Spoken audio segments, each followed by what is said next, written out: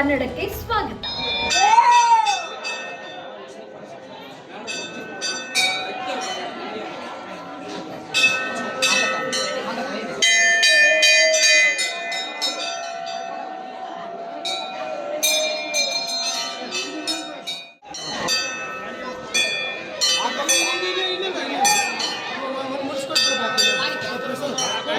ಶ್ರಾವಣ ಮಾಸದ ಕೊನೆಯ ಶನಿವಾರ ಭಕ್ತಿಯಿಂದ ಹರಕೆ ತೀರಿಸಿ ಪುನೀತರಾದ ಭಕ್ತರು